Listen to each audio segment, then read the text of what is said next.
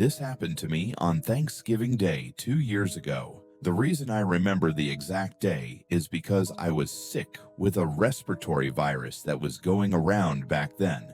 By Thanksgiving, I was past the fever and the part where I was contagious, but I still had chills in my bones, and I honestly couldn't go 5 seconds without coughing. My throat was wrecked too, to the point where I could barely speak without setting off another coughing fit. Around that same time, I'd promised a friend, also a co-worker, who was leaving town for the holidays, that I'd watch her cat. The cat was older and needed medication every day, so it wasn't something I could just skip. I'd agreed before I got sick, and even though I felt awful, I couldn't bring myself to back out on her.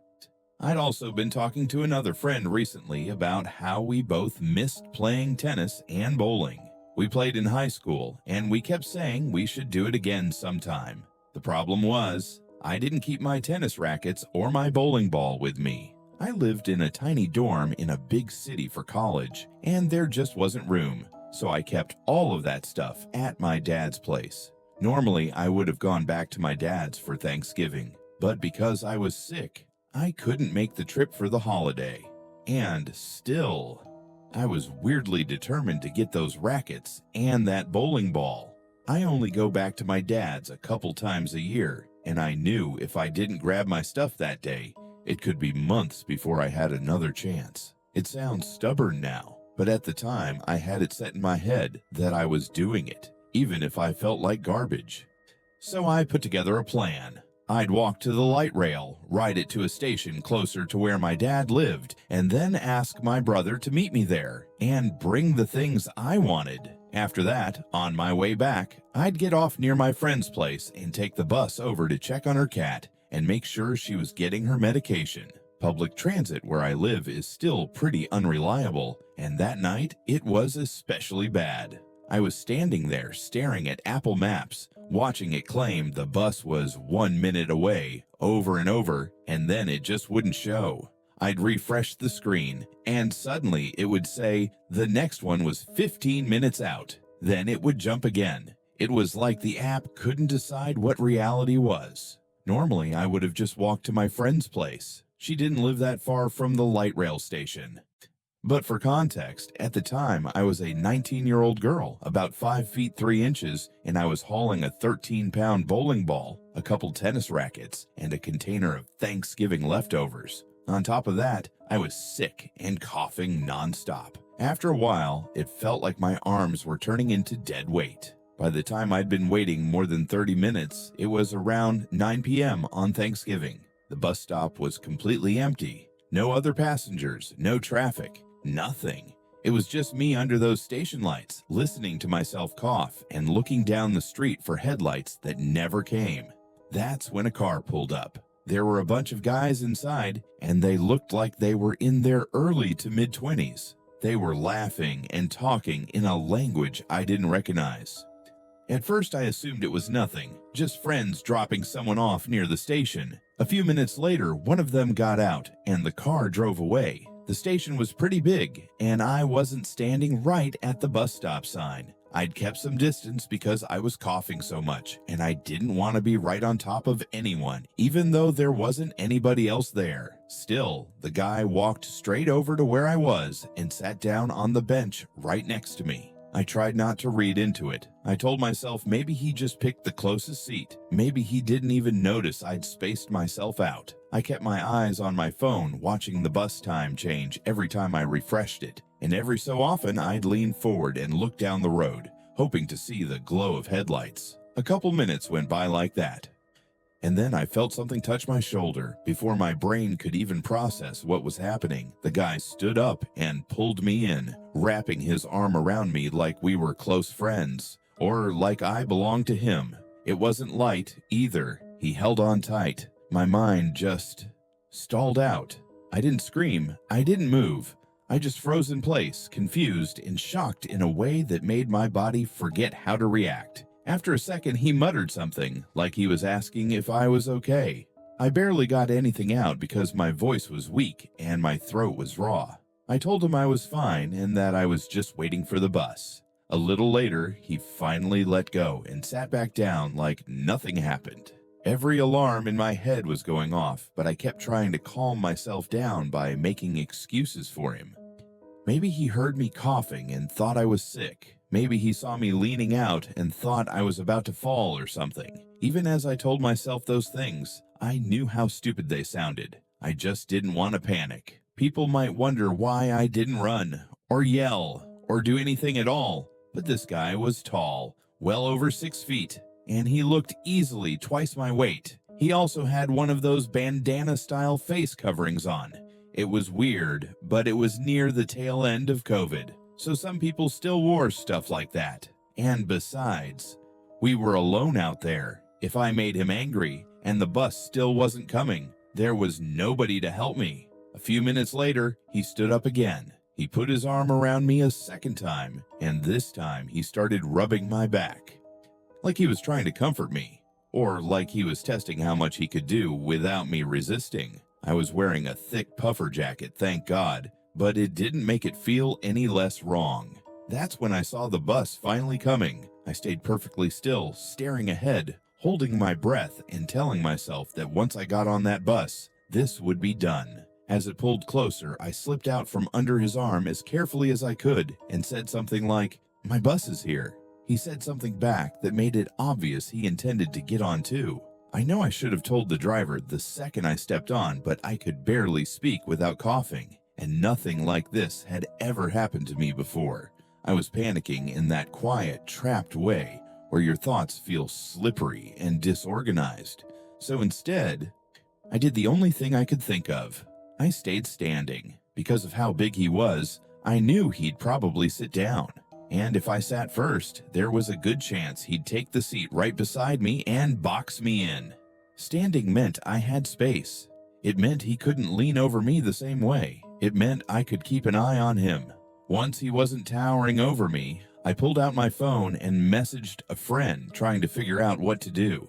I thought about calling the police, but I was scared he'd hear me say it, and I had no idea if he had a weapon. While he'd had his arm around me earlier, my mind had already been racing through worst-case scenarios, like what I'd do if he followed me off the bus. And I knew right away I couldn't go straight to my friend's place. I couldn't stop thinking about the group of guys who dropped him off. I didn't know if they were involved, if they were nearby, if they were watching, or if I was just letting fear make connections that weren't real. Either way, the idea of leading him to my friend's apartment, where I'd be alone again, made my stomach drop. The stop before my friend's place was the stop near my job.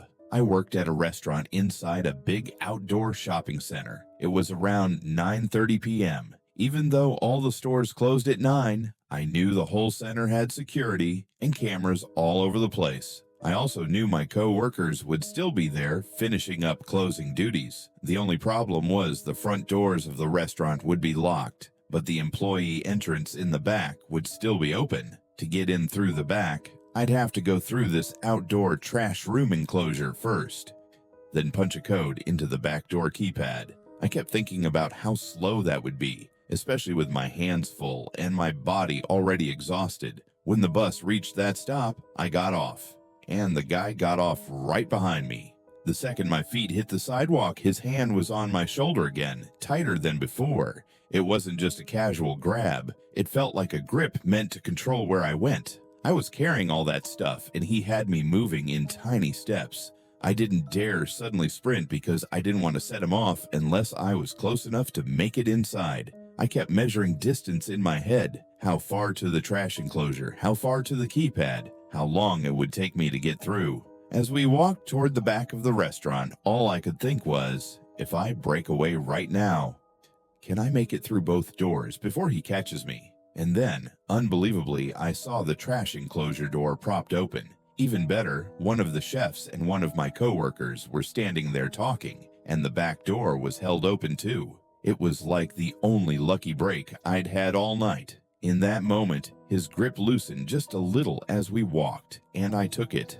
I slipped out from under his hand and ran past him. I tried to tell my coworker that a guy was following me and that he needed to shut the door, but the words came out broken because of my coughing. Still, he understood enough. He closed it immediately. Not even 2 seconds later, the handle started shaking hard. Then the banging started. Violent, loud, angry. I stood there trying to catch my breath, coughing so hard my eyes watered, while I explained as best I could that I didn't know this guy and that he'd followed me from the bus stop. My coworkers called mall security. While we waited, we could see him through the windows, pacing around outside the restaurant like he was looking for another way in. After a couple minutes, he walked into the ice cream shop directly across from us, like he was trying to blend in or wait us out. Security showed up and asked me some questions, and by then, I was shaking in that delayed way, like my body was finally realizing what had just happened.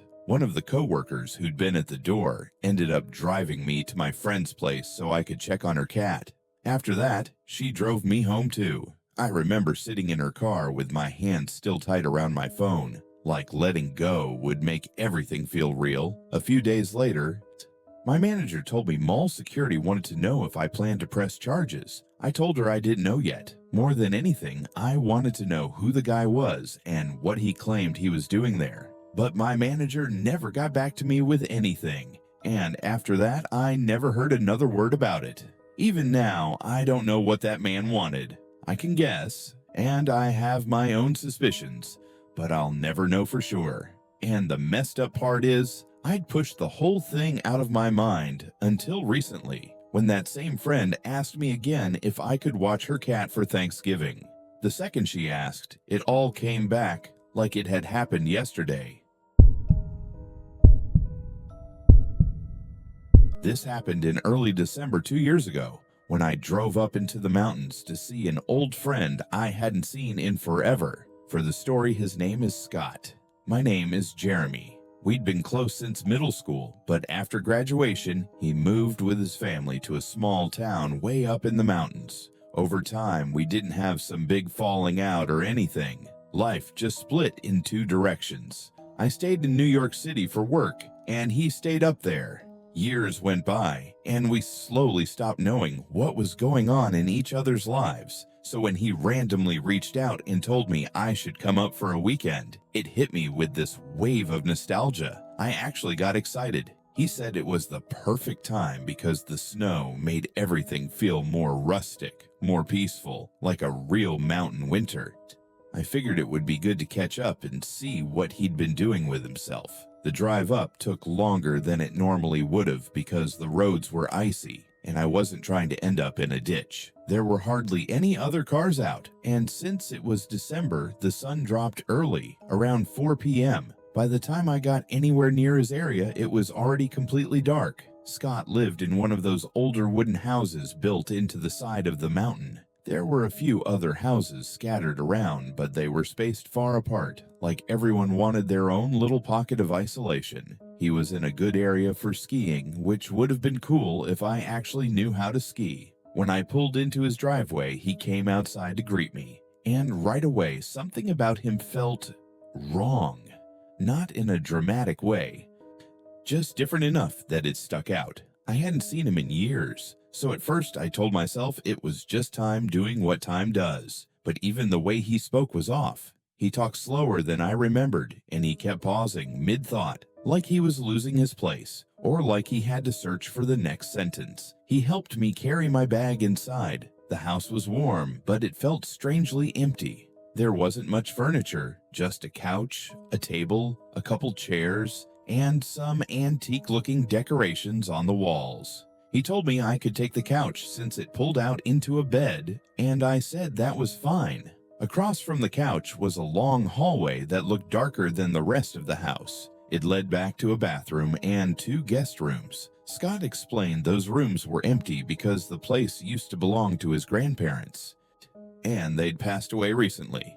He told me he lived there alone now. The hallway bothered me immediately. There wasn't a light at the far end, and the doors were open. So from where I was standing near the couch, all I could see was this black stretch cutting into the back of the house. Just a solid dark rectangle. Nothing was moving. There was nothing there. And still, it made my skin crawl in a way I couldn't explain. That first night, we talked a little about the past, Old school stuff, people we used to know, memories we hadn't brought up in years. But the conversation felt awkward. Scott's mannerisms were different, more stiff and socially uneasy, like he wasn't used to having another person around. He barely looked me in the eye, and more than once I noticed him glancing toward that hallway, like he was listening for something back there. When it was time to sleep, he went upstairs to his bedroom. I pulled the couch out and got settled in. Even though I felt stupid about it, I left a light on near the hallway because I didn't want that end of the house swallowed in darkness. I tried to relax, and eventually I fell asleep. Sometime around 2 a.m., I woke up to a heavy thump from upstairs. At first I thought maybe he'd dropped something. Then I realized it wasn't just one sound. There were quick footsteps above me, moving fast across the floor like someone was running from one side of the room to the other. It sounded like a sprint, then a stop, then another sprint, back and forth, like pacing, but aggressive. It went on for maybe 20 seconds, and then it ended all at once. I lay there staring at the ceiling, waiting for a door to open, or for steps to come down the stairs, or anything that would explain it. Nothing happened. The house went totally quiet again, like it had never happened at all. Eventually, I drifted back to sleep, even though I was seriously freaked out by then. The next day felt even stranger. Scott was distracted the entire time. He barely talked, barely ate. If I asked him if he was all right, he would just nod instead of answering. I didn't get it.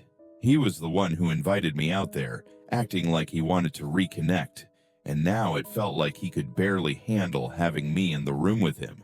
I also noticed him walking down that hallway again and again. I counted at least 5 times. I never followed him, and I didn't go check what he was doing. There was a bathroom at the end, so I assumed that was where he was going, even though I never heard a flush, and I never heard the sink either. He would just disappear down there, then come back out, quiet as ever. That night, the weather got worse. A snowstorm rolled in, and the wind hit the house hard enough to make the walls tremble slightly. As weird as everything felt, I honestly liked the atmosphere. Being snowed in somewhere warm can feel cozy in a way that's hard to explain. I laid on the couch and scrolled on my phone for about an hour, then went to sleep. Around 2 a.m. again, I woke up. This time, it wasn't loud. It was a softer sound that pulled me out of sleep slowly, like my brain wasn't sure it was real yet. It sounded like scraping, like something being dragged across a wooden floor. The sound was coming from downstairs, somewhere along that hallway. I held still and listened, trying to figure out if it was pipes or the house settling or something normal. It went on for a few seconds, and then stopped. Then, out of nowhere, there was a single tap on the wall behind me, like someone had lightly hit it with a finger. I turned my head toward the hallway. I hadn't left the light on that night, so it was completely black down there. I didn't want to sit up. I didn't want to get closer. I just lay there, staring into that darkness. Feeling my stomach tighten, I told myself it was an old house. Wind, cold, wood, all of it. I forced myself to roll over and try to ignore it. Eventually, I fell back asleep, and the next thing I remember was morning. By the 3rd night, I didn't feel comfortable in the house at all. Scott was acting even more off. I kept catching him looking at me a little too long, not saying anything, like he was waiting to see if I was going to bring something up. The whole time, I felt like there was a question hanging in the air that neither of us was saying out loud. I thought about leaving early, but the snowstorm was supposed to continue until morning, and the roads already looked bad. After dinner, Scott went upstairs early again. I stayed downstairs with my phone, starting to wonder why I even came. The visit didn't feel like reconnecting. It felt like I was intruding on something I didn't understand. Eventually, I set up the couch and laid down. I closed my eyes and tried to sleep, but at around 2 a.m. again, I woke up for no clear reason. My eyes opened, but my body didn't respond. At first, I thought I was just groggy. Then I tried to move my arm and nothing happened. I tried to shift my legs. Nothing. I couldn't even wiggle my fingers. I'd heard of sleep paralysis, but I'd never experienced it before. It was like my mind was awake and my body was disconnected, like I was trapped inside myself. Panic started rising in my chest, and then it got worse. I noticed something moving at the far end of the hallway. It was so dark that at first I couldn't even tell if I was imagining it. But after a few seconds, the shape became clearer. Someone was standing down there. It was Scott. At least I thought it was Scott, standing at the very end of the hallway. I could only see his outline. His face was completely swallowed by darkness. His arms were hanging at his sides, and he wasn't moving at all. He looked like he'd been standing there for a while, just watching me from the shadows. I tried to speak, but no sound came out. I tried to jerk my body to do anything, but I was stuck. I didn't even feel like I was breathing properly.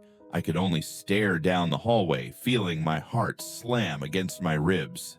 He stayed there for what felt like a full minute, not shifting even an inch. Then, slowly, he turned to his right and walked into the guest room at the end of the hall. No footsteps, no creak of the floor. He just disappeared into that room, like the darkness swallowed him. A moment after that, I started to get control back in pieces. First my fingers, then my arms, then I was able to sit up. When I finally snapped out of it fully, I was shaking and sweating through my shirt. I tried to tell myself it was just sleep paralysis messing with my head.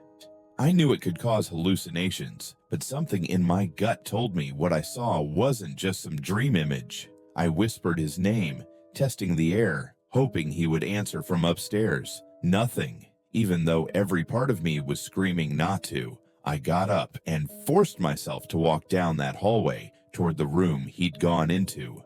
My feet felt cold against the floor, and the house was so quiet I could hear my own breathing. When I stepped into the guest room, it looked empty at first. Then I saw someone standing in the far corner by the window. It was the shape of a person facing outward, like they were staring into the snowy darkness outside. I couldn't tell if it was Scott or someone else, but it didn't matter. The sight of somebody silently standing there in that corner made my whole body go cold. I backed out slowly, then turned and hurried upstairs to Scott's bedroom. I found him in bed, asleep, completely out.